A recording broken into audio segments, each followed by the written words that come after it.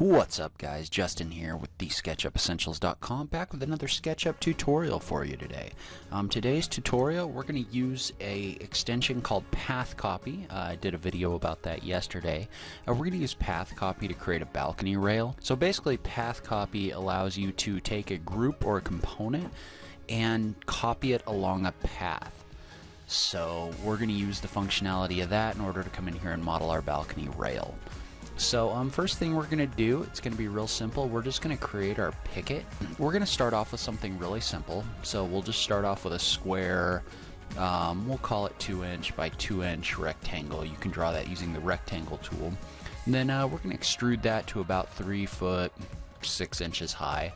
That's about the general size of a rail picket. And don't worry, we'll come in here and make this more interesting in a second.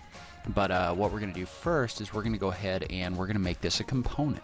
So just select everything in your picket, right click and click make component, and then just call it picket or something like that. Make sure this little box that says replace selection with component is checked, and go ahead and click create. So now we've got our basic picket. And what we're going to do now is we're going to come in here and we're going to create our general shape of our balcony. So let's say we've got a balcony that just kind of runs along here. It's got a little bit of an arc, and then let's say it runs across a little ways and it runs back across the red axis right here. So you've got this path right now. You've got multiple different lines that create a path, and what we're going to do is we're going to copy this rail along that path. But before we do that, the first thing we're going to do is we're going to use another extension called Weld. And what Weld does is it allows you to take a whole bunch of lines and create a single polyline. So it'll take all of these different lines and it'll weld them together. You can find that by going to the extension warehouse and just typing in Weld. So if you go to the extension warehouse and type in Weld, right here, there's going to be a plugin called Weld from, I believe it's the Smustard team again, the same group that gave us the copy along path. But go ahead and install this Weld plugin. And once you've done that, you can go up in your extensions section. There'll be a couple options in here for Weld, so you can just select all these lines and go ahead and click Weld. So now if I click on this, it selects all the different points in this line. So that's created one continuous path that we can now copy our component along. So next thing you're going to do is you're going to select your path by clicking on it, and then go up to extensions, and you need to have the PathCopy extension installed on your computer. And I have a video talking a little bit more about this, but you can basically just go in and search PathCopy in the extension warehouse. But once you have that installed, you can just click on PathCopy once you have your path selected, and then just click on the component that you want to copy along your path. So as you can see, it didn't do very much on this one because the distance between objects is set so high. But it's the same as copying with the move or rotate tool. You can go ahead and change that. So let's go ahead and type in 1 foot and hit that enter key. And that's going to work a lot better. That's going to create more objects along our path. We may even want to go to like a 6 inches or something like that. That's a lot of pickets, so maybe we don't want that many. Let's go back to 1 foot.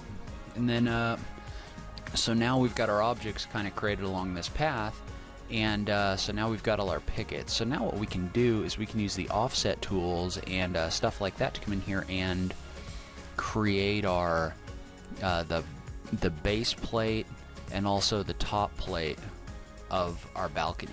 So what you can do is you can come in here, and what PathCopy does is it creates these all on the inside of this line, which is fine, but we still need to be able to use this line to create a face. And so what we're going to do is we're going to use the offset tool on this line. So you're going to click on the tool, or click on the line, tap the F key to activate offset, and then click once to offset a line, or click once and then click again to offset a line to the inside of your pickets like this. So now you've got a line running all the way along the inside of here, and all we're going to do now is we're just going to close that off by drawing a line on both sides over here. So it looks like on this side the line didn't go all the way, so just close it off right here, We'll just leave it for right now. So now that you've kind of closed this off, what you're going to do is you're going to come in here and you're going to use the push-pull tool to extrude this down about 4 inches. So it's kind of like having a 2x4 running along the bottom of your balcony rail like this. And the way this worked out, I have to come in here and kind of clean it up and just kind of push-pull it so that it fits all the way along the, or that it runs all the way along the base of my balcony right here. But now I've got kind of a base rail and also my pickets up above like this. So the next thing we're going to do is you're going to take this line and you're going to use the move tool and you're going to create a copy up here. So activate the move tool, click on this line, and then make a copy up here. Then what we're going to do this time is we're going to offset this line just to the middle here, and we can erase this line that we had right here. So we're going to use this as a little bit of a guide to create our top rail. So you've got this center line right here, and basically if you think about the way that you might build this, you might use like a 2x4 that's just kind of flat on top here.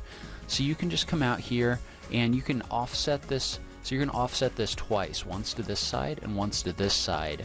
And we're going to do the same kind of thing, but we're going to make a flat 2x4 on the top. So you can just take this and you can just offset it 2 inches this way. And then you can also offset it 2 inches this way. And then all you need to do is do the same thing we did before, just draw a line along the 2 faces on both of these.